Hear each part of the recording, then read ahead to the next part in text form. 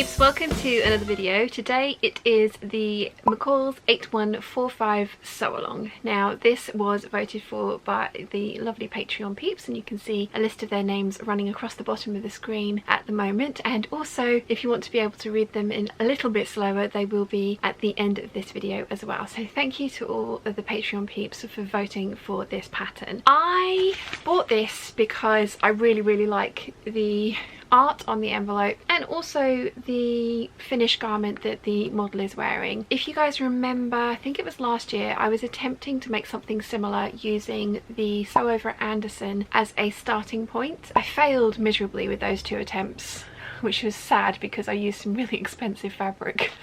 Which is really silly. Make muslins, people. Wearable muslins, which is what this is, not jumping in straight to your really expensive fabric. So when this pattern came out, it's the hashtag Beverly McCalls top. I saw this and I was just like, oh yes, this is what I want. This is what I've been after. Now, this pattern has its issues. I really like the end result. I really like the end result. I think this top is lovely. It's exactly what I was going for. I am currently wearing it with my jogging bottoms and a gable t-shirt underneath of it. I'm also going to be wearing this with roll neck thin jumpers or t-shirts underneath of it as well. I really like how it looks. I really like the sleeves gathered into these cuffs. I do think the cuffs could be tighter. I'll get to that in a second. But other than that, I'm really happy with how this top turned out, and I do think that it looks very similar to the one that the model is wearing on the envelope. If you've been watching any of the waffles recently, you know that I have been ranting about the amount of ease that the big four build into their patterns. This pattern is no exception. When I got the tissue paper out, there was 7.5 inches of wearing ease in this pattern. I have made myself a size 8 for the bust and a size 6 for the waist, and I could have done a straight size 6 all over and it would have been totally fine. This sample does not have 7.5 inches of wearing ease in it. There is obviously a difference between wearing ease and design ease. This is a closely fitting, at least at the waist, top. There is no she does not have 7.5 inches of wearing ease at her waist or design ease at her waist. Either one, just no. According to the pattern, the size 6 is for a 23-inch waist. I do not have a 23-inch waist. At my very best at the moment, it's a 27.5 inches. Usually it's around 28 to 29 inches, which firmly puts me in a size 14, sometimes the 12, but pretty much a size 14 for the waist. And as I say, I did a size 6, so that's, you know, that's 4 differences in sizes. The bust puts me in a size 16. The hips on McCall's pattern put me between a size 20 and a size 22. My hips are 44 to 45 inches wide and my bust is 38 inches. So I know this now, and I buy the smaller size bundle because I know that size 14 or smaller is going to work for me. I do prefer my clothes to be more fitted, as we have all realised and gathered over the last couple of years. I prefer a tighter fit. I prefer a closer fit. You know, the fit that you like in your clothes and how you wear your clothes is a very personal thing and completely up to you. And one of the lovely things about sewing is that you can make your clothes the way that you want them to look. Now, I know that I wanted this look, and I think I've achieved it with this top. But if you are new to sewing and you don't know all the assumed knowledge that these patterns assume that you have, why wouldn't you go by the sizing that the envelope tells you to make? And if I'd have done that, I would have been really disappointed. I am doing a comparison video coming up with the McCalls 7974. I have bought 9 meters of fabric and I'm going to make my preferred fit, and I'm going to make the McCalls recommended fit, and I might actually do the same for this top as well. So I'll give you a woven and a knit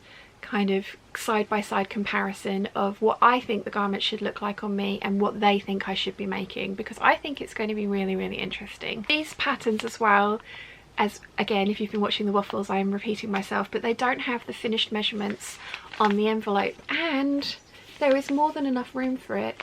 But if printing extra on the envelope costs more money, this company have a website where they put all the details of the back of the envelope onto their website, so they could easily put the finished garment measurements onto their website as well, so that it is easily accessible before you buy the pattern. As you'll see when we go through the sew along, the finished garment measurements are printed on the tissue paper, which you have to have bought this pattern to be able to access, and I think that's wrong. Sometimes, as a couple of people have pointed out, they will put finished garment measurements on them, but it's the length of the garment. How is that helpful? Give us all of the finished garment measurements so that we can make a decision about which packet size we're going to buy, and then also tell us how tall this model is, what her measurements are, and what size she's wearing, because there is absolutely zero chance that her measurements have been used to make this size of top. I'm guessing this is a size 6 and it is slightly oversized on her. As I've mentioned, I prefer mine fitted. It is slightly oversized on her, but not massively, and not 7.5 inches. Having said all that, I really like this top, and I am going to be making more of them. I do think this is a very lovely top. I really like how it looks with the tracksuit bottoms that I've made. I wasn't sure about these tracksuit bottoms because they're in a lighter fabric than I usually use, and having put them on with this top, they work brilliantly. I made them during a hangout, and the peeps voted for this coloured bias binding down the side, so I've made a tracksuit, which I didn't mean to do, but has worked out brilliantly. So my wearable muslin is 100% wearable and will be worn. The only thing that I am going to change going forward is I will be making the cuffs ever so slightly tighter, just because I prefer this look to this look. As long as my fabric has enough stretch in it, then that's going to be easy enough to do, to just shave off that excess of the sides. I will keep the top the same because there is a lot of fabric to gather into the cuff, but I will just slim down the wrist a little bit, just a little bit, so that I get that look rather than that look. The other thing that I changed, which again you'll be seeing in the sew along, is I have lengthened this even though there are no lengthen and shorten lines. That's another bugbear. Please put lengthen and shorten lines on all your patterns. It is possible to lengthen and shorten. It's just some of them are slightly more difficult to work out where to do that, but it is possible to do it. Just put them on, for goodness sake, and don't always put them in the midriff, because when you lengthen, I added length to the top part of this bodice rather than the midriff, because if I'd have added any length to the midriff, it could have thrown the proportions of this out. It wouldn't have looked quite as good. So I've added length to the top, which I'll show you how to do, and I also scooped out 1 inch from under the arm. So I've actually raised up these side seams by 2 inches, because the pattern would actually have it like literally not even 1 inch, and the underarm seam starts from the waist, which again is not what's happening on this lady here. If you look really closely at the kind of underarm area, you can see that it goes up like mine does, rather than starting where the actual pattern does. And again, I'm going to show you how to do that in this sew along. All in all, it's a gorgeous top. I really like this, even with the grown on sleeves. I think I get away with the grown on sleeves slightly more because we have the big collar. It is a knit fabric. I, for some reason, am more forgiving on grown on sleeves on a knit fabric than I am in woven. But yeah, you know, grown on sleeves, I like this one. I do like this one. The pattern is problematic in and of itself, like, you know, how they're trying to sell it to you, that is problematic. And yeah, I don't have access to the larger size, so I can't give you the finished measurements for the larger size, but I do have the finished measurements for this size bundle, so I will try and put those into the description box down below so you guys can have a look at them if you do decide to make this, and see if you're going to fall into this size bundle. Or, as I mentioned, if you don't, then you may need to get the larger size bundle, but be sure to check the finished garment measurements on the tissue paper before you start cutting out, so that you do end up with something that you want rather than what they...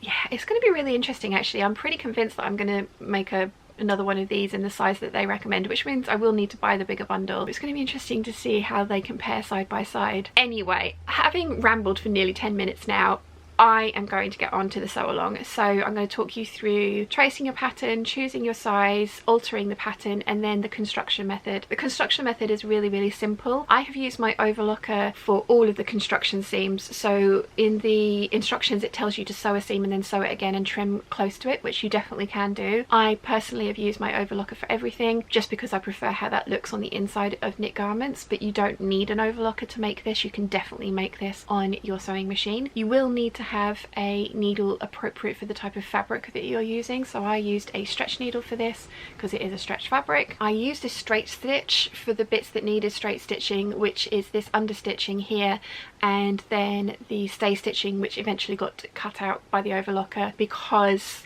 there is no stretch on this particular part. So I knew that I could put a straight stitch in on this neck edge here and it wouldn't pop when I put it on because there's no stretch in that area. But you will need to use a stretch stitch for, say for example, the sewing in the cuffs and sewing in the waistband and the waistband side seams as well, because you will stretch those to get them on and off over your head and onto your wrists if you are using a smaller size like I am. But if you're using the giant size that they recommend, I would imagine that this will slip on and off no problems whatsoever. The other thing to note is that the front portion, you will end up with 9 layers at the crossover at the front if you're doing this collared option. My overlocker sew through it, but just don't break your overlocker doing that, because I know some of them will complain and not sew through that many layers. Just be aware that it does get quite bulky at the front of this when you are picking your fabrics, that you don't end up with a really kind of like big puffy fabric, because it will get impossible to sew at that front area. So after all that waffle,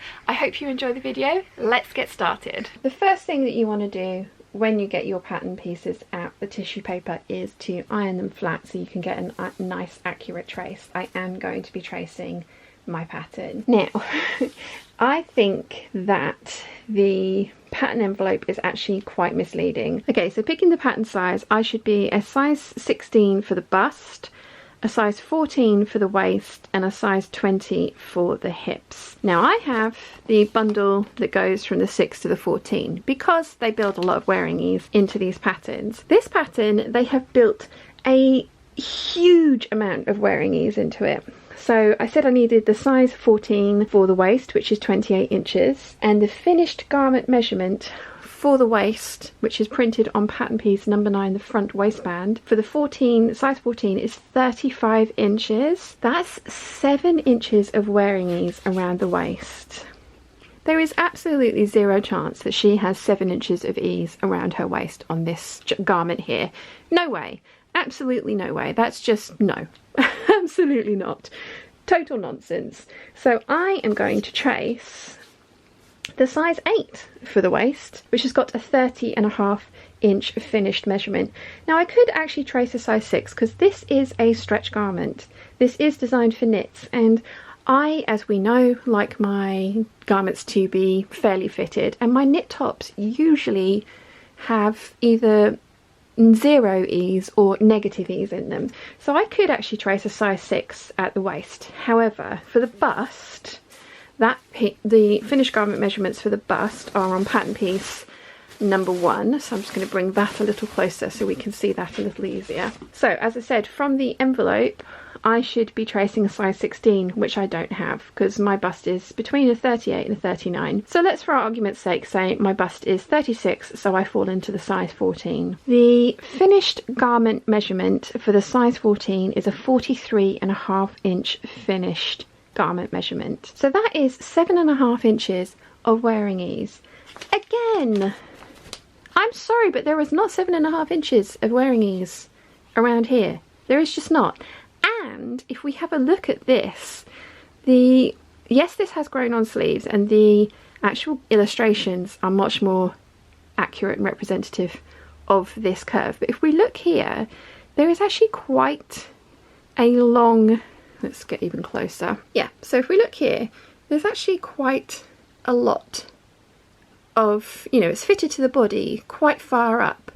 If we look at the pattern piece, this is the bit that's going to get sewn to the waist, and the curve, the underarm curve, basically starts, you know, like an inch up from the waist piece, an inch up from the waist piece. So that's not right either. It's just no. No, no, no, no, no. So I have looked online at reviews of this, and these are a couple of the complaints, is that the sizing is just huge, the waistband and the cuffs come out huge. I mean, I want my finished garment to look like hers. I want the cuffs to be nice and fitted at my wrists. I want it to be fitted at my waist. Again, this is not, there's no negative ease in this one. There is, you know, maybe an inch of ease, but there is not 7 inches of ease there or there. There just isn't. The size 6 gives us a finished garment measurement of 38 inches, which is actually my, like I say, current bust measurement. So I'm going to go for a size 8 at the bust and a size 6 at the waist. Now, I haven't made a size 6 in anything in a very long time, but I think that that's going to give me that finish, which is what I want. I want it to look like this. I just don't want that much wearing ease. So yeah, size 8 for the bust, size 6 for the waist. Okay, so size 8 bust, size 6 waist. And I write this down so I don't forget. Ask me how I know. Now the next thing that I need to do is I need to go through my pattern pieces that I'm going to trace, which I have the list of here, and work out which pieces that I want to trace. Now I am going to make the version with a collar and the version without a collar. I'm going to make the version with cuffs, and I'm going to make the version with the wider waistband. I do like the waistband on C, but I know me, I'm going to prefer this wider waistband, so I am not going to trace the waistband for C, because out of all of them it's these two that I like. I mean, for when you trace the waistband, if you do want to do C on pattern pieces 9 and 10, there's actually a dotted line here which says cut here or trace here for C. So I know that I need to trace piece 1, 2, 3, 4, 5, 6, 7, 8, 9 and 10. So I need to trace every single piece. As I go through and actually get these pieces traced off, I'm going to cross through the number just so that I know I have 100% traced everything that I need. Again, ask me how I know. There's been a few times that I have folded the pattern pieces back up, gone to cut things out and realised that I've missed a piece. Very annoying. So now that I've worked out what size I'm going to trace and what pieces I'm going to trace, I'm going to get the tracing done. Okay, I have my 10 pieces cut out. I have my sleeve back, my cuff. I've actually cut the cuff at size 6 because I have heard that they are quite loose. And even, let's see, I think that is just going to be the right kind of size for me. I might even make it ever so slightly smaller, just because I don't want it falling over my wrist. We've got the back collar, back facing, front and back waistband. We have the front facing, we have the back bodice, and we have the front bodice. Now, another complaint with this pattern, they have no lengthen and shorten lines in them. I am going to need to lengthen this because this is 14.5 inches. This is 15, 16, 17, 18, 19. Oh, you know what? No, hang on. Look, there's the waistline. So 14, 15, 16, 17 and a half, not including all the seam allowances that I need to take off. So I need to take a 1.25 inches off for seam allowances because they're 5/8 of an inch. That gives me 15.5, and I need it to be about 17 inches to get to my waist. So I am going to need to add 2 inches to this. Wow, do I really need to do that? Yeah, so 14.5. Okay, hang on. Let's do this properly, shall we? Okay, so I'm going to add in the seam allowance. We are working with 5/8 of an inch seam allowance. So I'm adding in the seam allowance on the back, top and front, and the seam allowance on top of the waistband, because when they get sewn together, they're going to get sewn together obviously at the seam allowances. So this one measures, let's see, 13 and a third of an inch. so 1/3.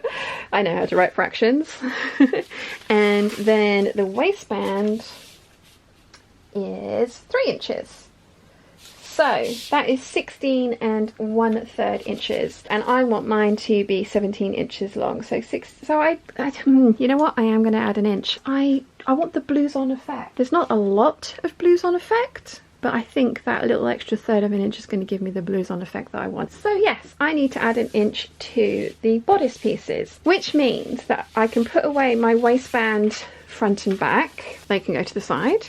I can put away my back neck facing, my back collar, my cuff and my sleeve back.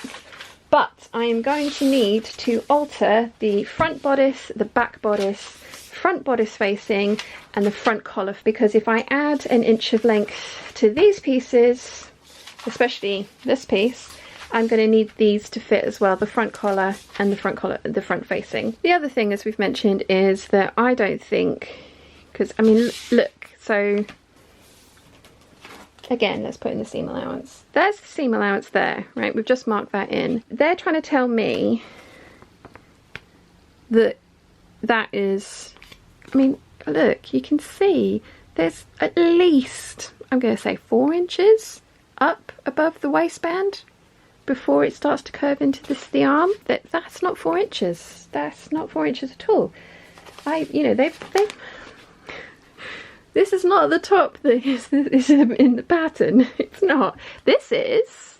But yeah, no. So what I'm going to do, because I don't want to fuss with like these pleats or anything, I am going to mark a line, and I'm going to use the centre front point here, which I have marked in, and I'm going to use that as a straight of grain, and I am going to pick a point sort of like at the underarm there, and I'm gonna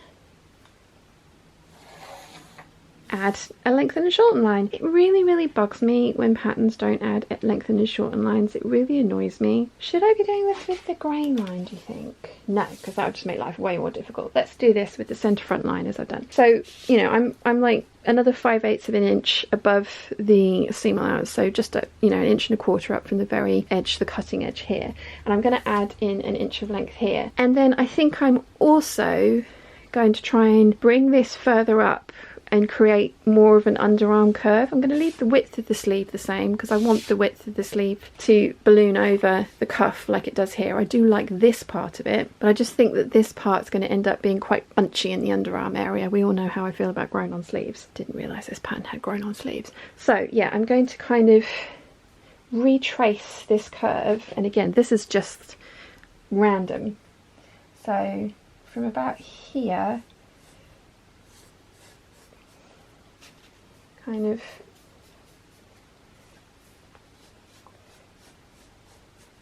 give myself, I'm going to finesse this line and I'll show you what that looks like, but I'm just going to give myself just a little bit more space before it turns into that underarm curve, and I'm obviously going to need to do that on the back. And if I alter the back piece, as we can see, there's the back, kind of like, this is the underarm seam here. I'm going to need to alter the back sleeve as well. But let's start with lengthening and shortening for now. So you've seen me lengthen and shorten before. I'm going to need a scrap piece of paper. And if you've watched any of my sew-alongs, you've seen me do this. Scrap piece of paper. I've decided on 1 inch. Again, arbitrary. Again, I'm going to say, guys, I am no expert. I've had no training in this. I am making this up as I go along. These are the things that I have found that have worked for me over the last sort of 7-8 years that I've been sewing full-time. I am just sharing those tips and tricks with you, for hopefully they work for you. Some of them may be actually the proper way of doing things. Some of them might be completely the incorrect way of doing things. But I've said this many times before. If you end up with the result that you like, it's not wrong. So I have drawn myself an inch wide rectangle there, and the important thing that we have on our pattern piece here is we have a perpendicular line running through our lengthen and shorten line. So I'm going to cut this piece apart.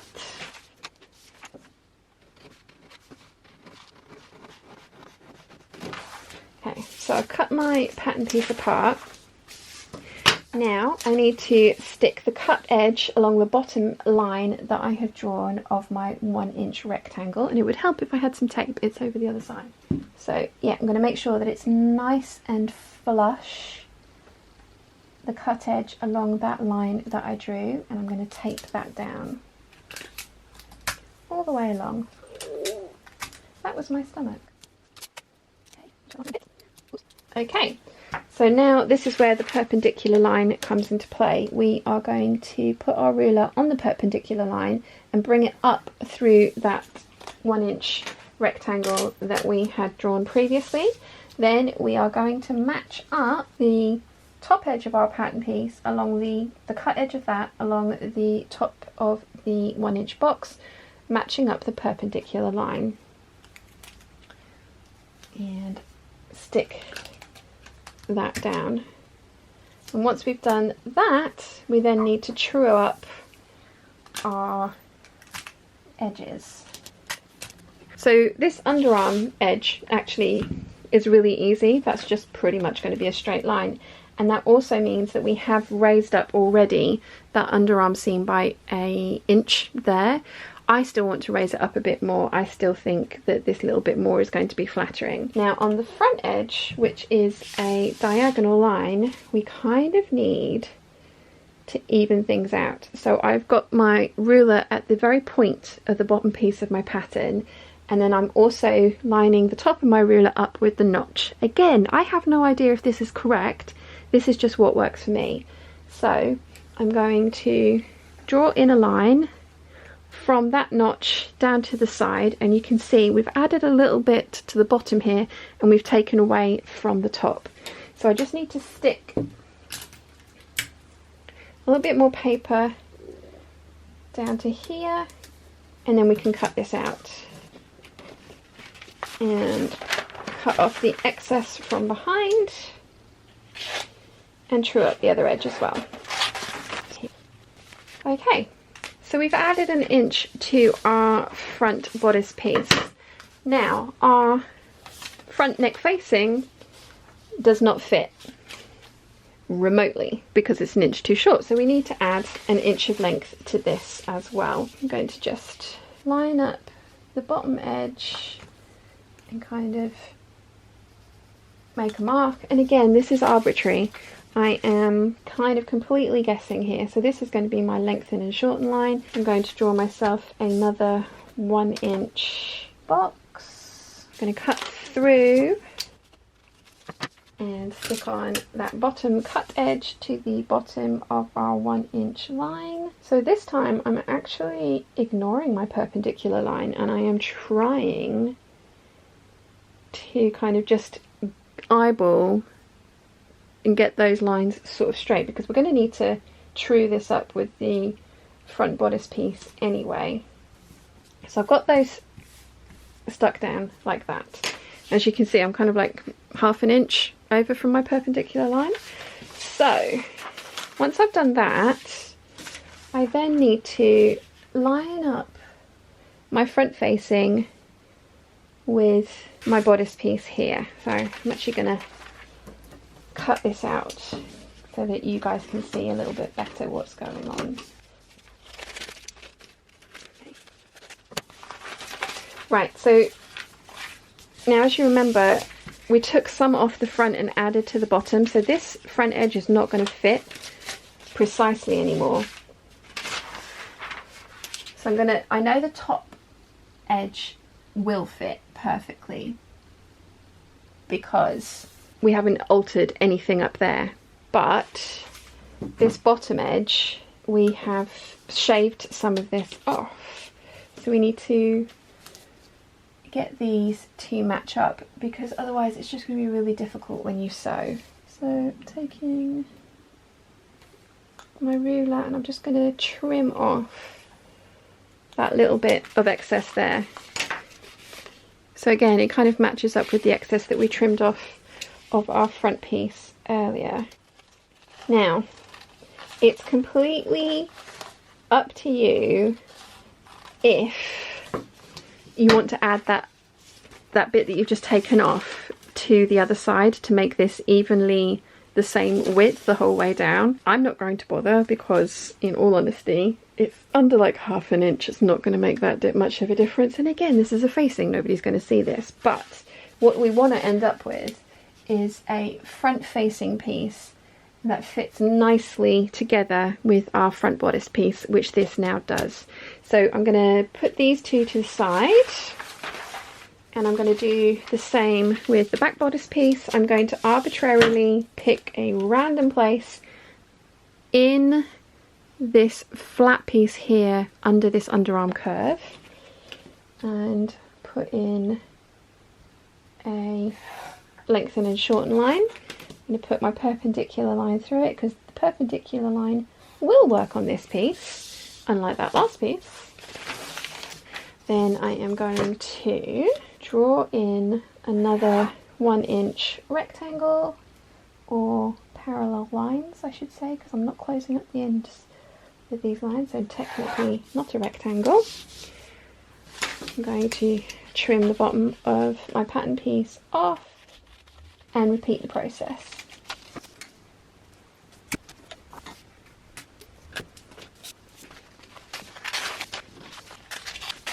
Okay, so we have the front piece done, the front facing done, and the back bodice done. The last piece that we need to add length to is our front collar, because we have added length to the front bodice piece, so we need our collar to match. This one's a lot easier than the front facing because these are the lines that get sewn in and they're not at an angle.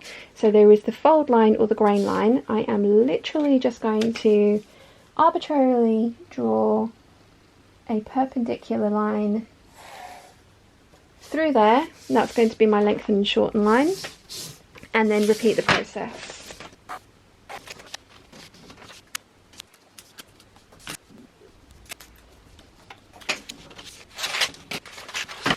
Okay, so we have successfully lengthened the front collar, the front facing here, the back bodice and the front bodice.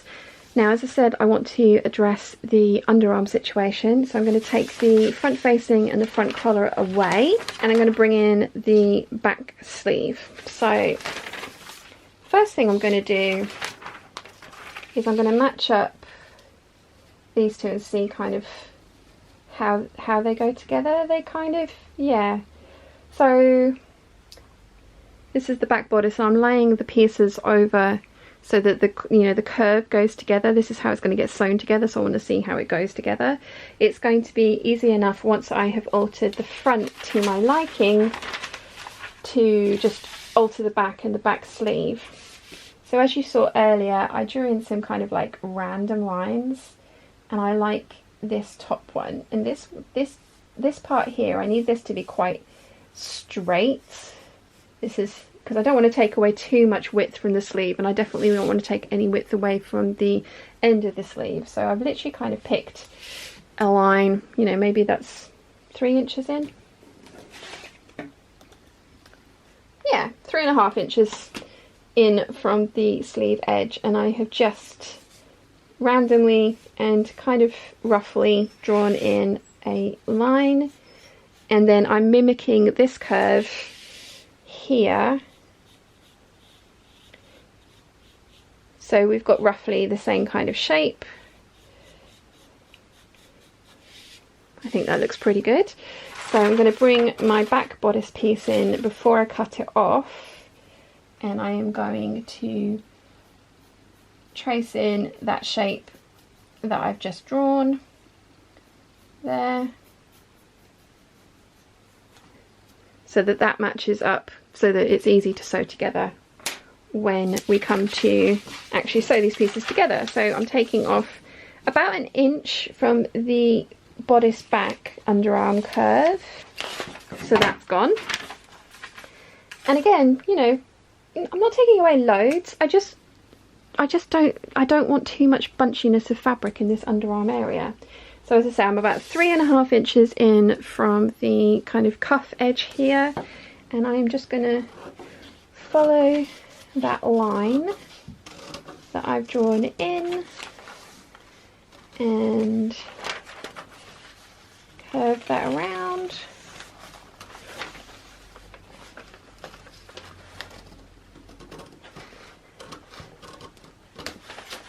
Okay, so again, I've taken about an inch out of that underarm area just to give me a little bit more shaping at the side here.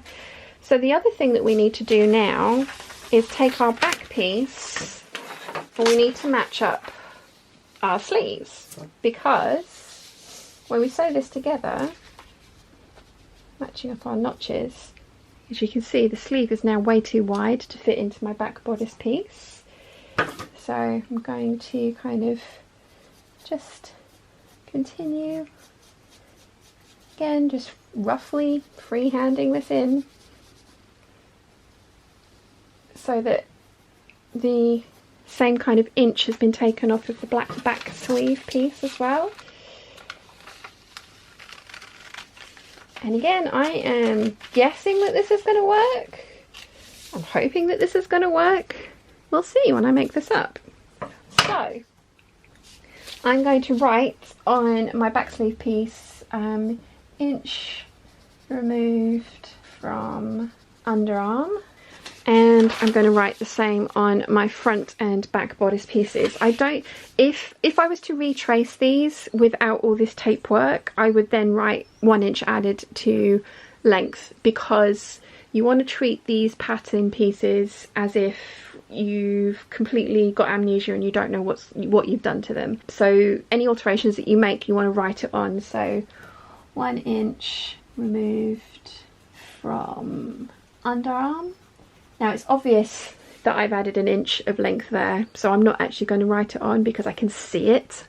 But as I say, if I was to retrace this, if I did a load more alterations, I would add that I've added 1 inch of length so that I know that I've done that, so that I don't worry about it when I come to these patterns pieces again to remake this in the future. So final piece, front piece, 1 inch removed from underarm. And again, this one, it's obvious to me that I've added an inch of length, so I'm not going to write that down. But again, if you were to retrace this, I would then write 1 inch of length added, so that again, when you come to these pattern pieces in the future, say 6 months down the line, you don't have to try and remember, oh, did I add the inch of length? Do I have to measure this?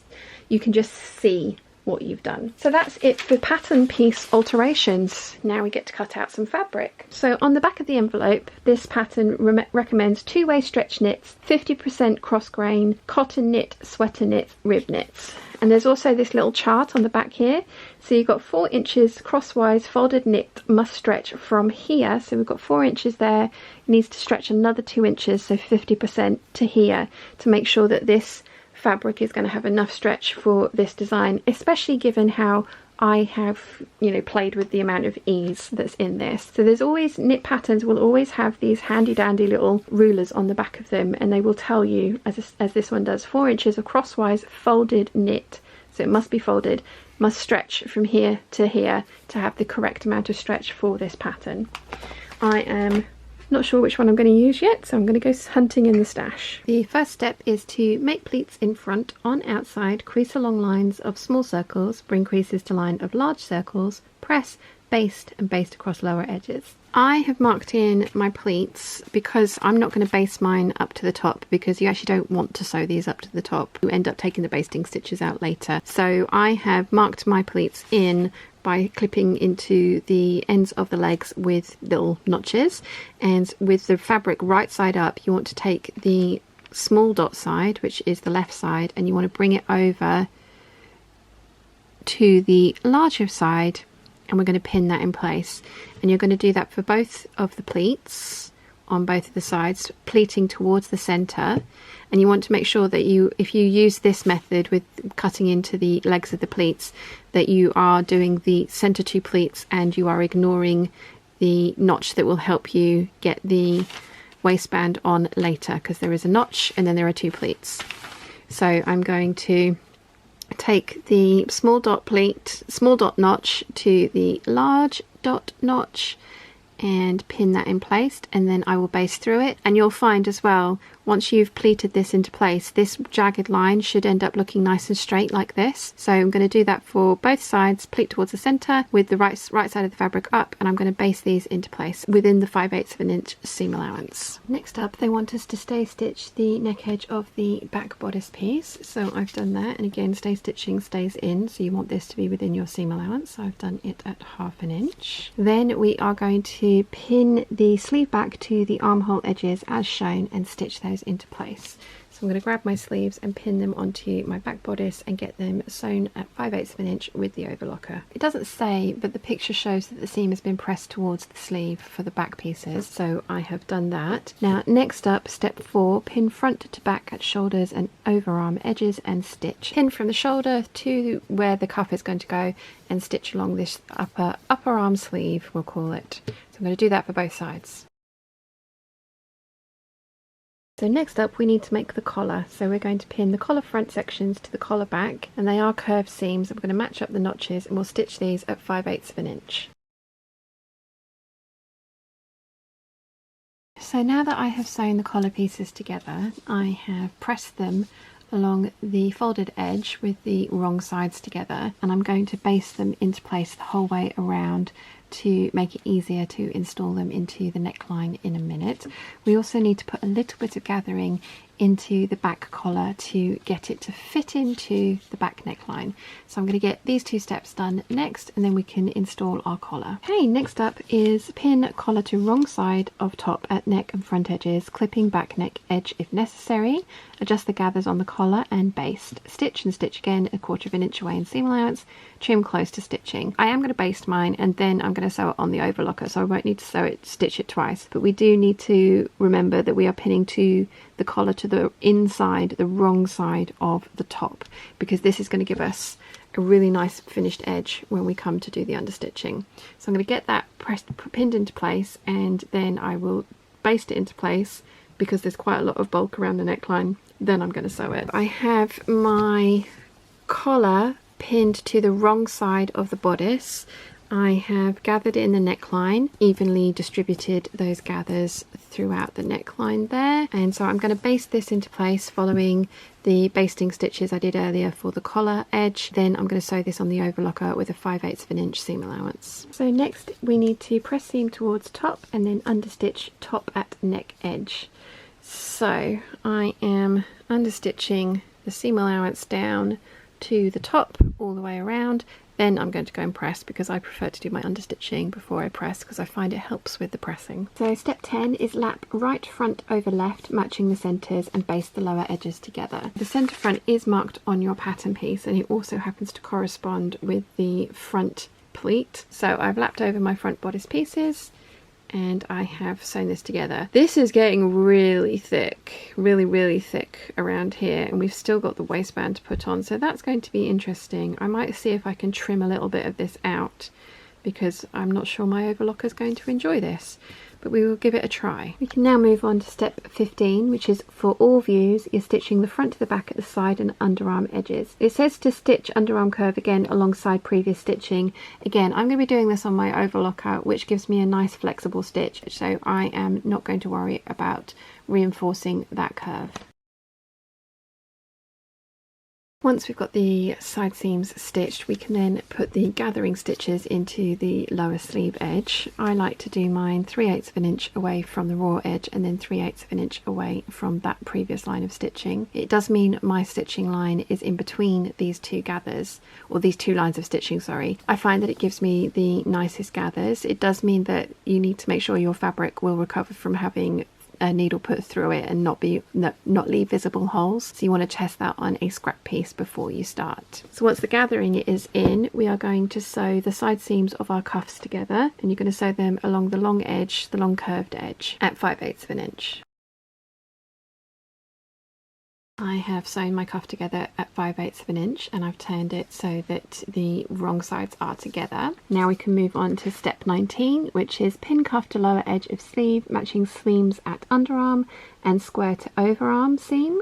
Adjust gathers, baste, stitch, stitch again, trim close to stitching, press seam towards sleeve. We've got lots of gathering stitches to pull down to make the sleeve fit into the cuff. There's also, obviously, we're going to match up the seam on the cuff with the underarm seam, and there is a notch as well that we can match up for the top of the seam, so we're going to make sure it's all nice and evenly gathered into the cuff. Okay, so I basted my cuffs into place and I have then gone through and sewn them on the overlocker, and I've done that because the amount of pins that you need to keep this all corralled and behaving itself are quite a lot, and I didn't want to have to deal with those and the overlocker blade at the same time.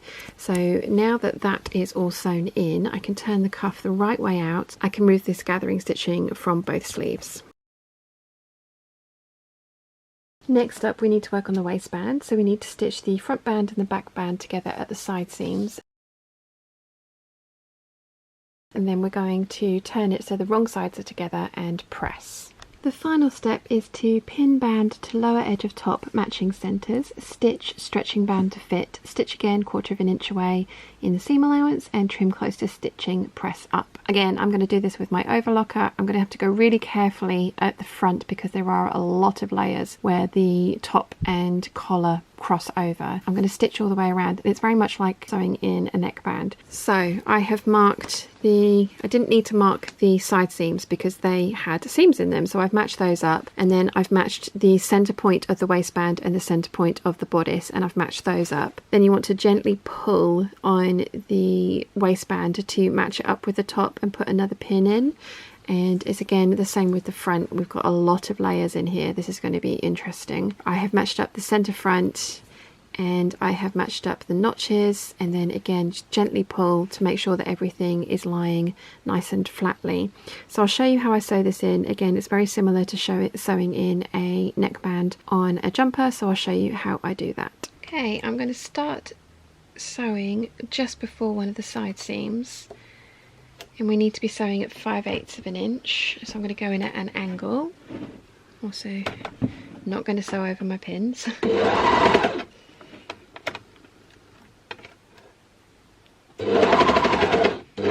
Okay, so there is a little bit of slack between the waistband and the actual garment, so I'm going to grab the waistband only. I've got the garment loose there, and I'm going to pull that from behind the pin just so that everything evens out, so the waistband and the garment are evened out and the raw edges are together.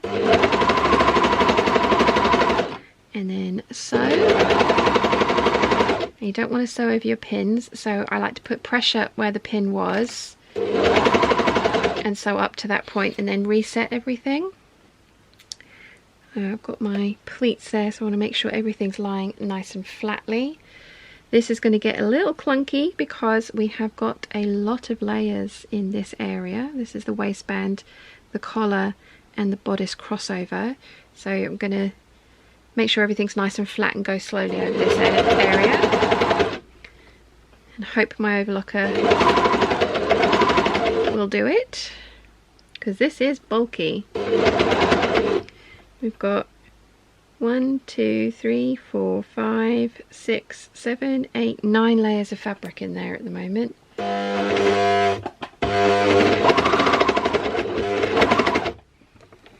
it's just about coping. So again, reaching back to the next pin, pulling everything.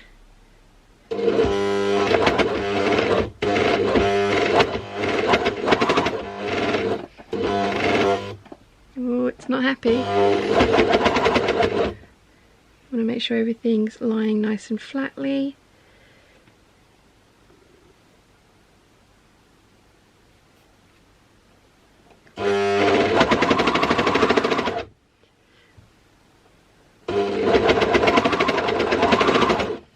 Okay, so over the worst bit, and then you just keep doing the same thing. So I'm going to put pressure where my pin was, so up to that, then go to the next pin. I'm going to grab the waistband behind that and put some tautness on it so that everything is lying flatly, and so just keep readjusting and sewing like that. And there's not as much fullness in the bodice as you usually would find with a neckband, for example, but we want to make sure that everything is nicely distributed and lying flatly. We don't want any gathers. So again, in behind the next pin, make sure all pulling on the waistband, not on the garment, making sure all the raw edges are together, and sewing at 5/8 of an inch. Get to the pin, put pressure where the pin was, sew to that point, and then reset.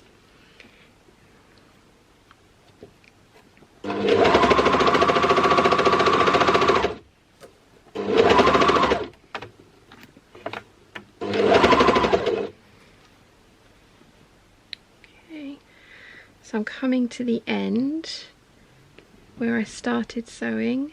Again, just make sure everything's level.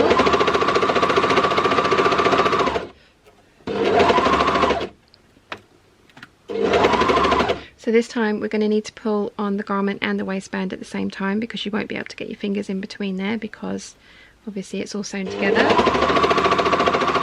So I'm going to serge off the edge and leave myself a nice long tail.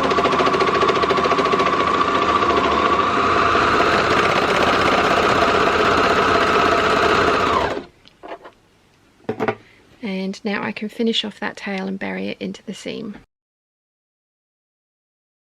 So to finish off my overlock and threading, I did the same with the cuffs. I leave myself a nice long tail and then I pull all of the threads so that they form like a thin chain. I'll cut off the excess, and then I've got a needle with a fairly large eye, which I thread or attempt to thread, and again trying to do this through the viewfinder. So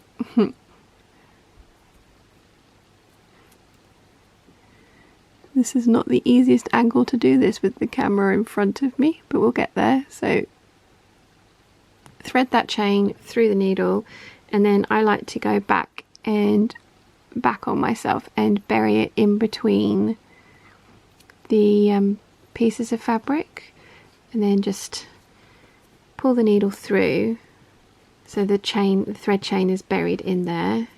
Pull out the excess and trim it off.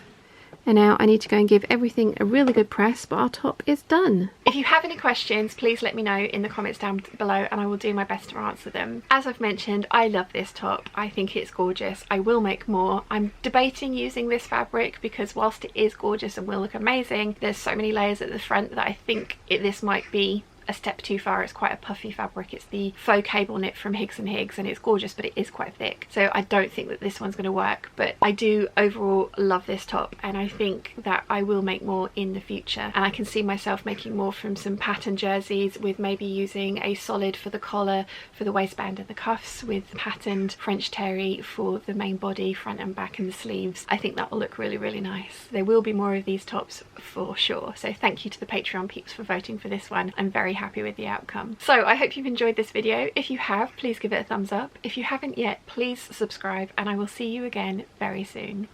Bye!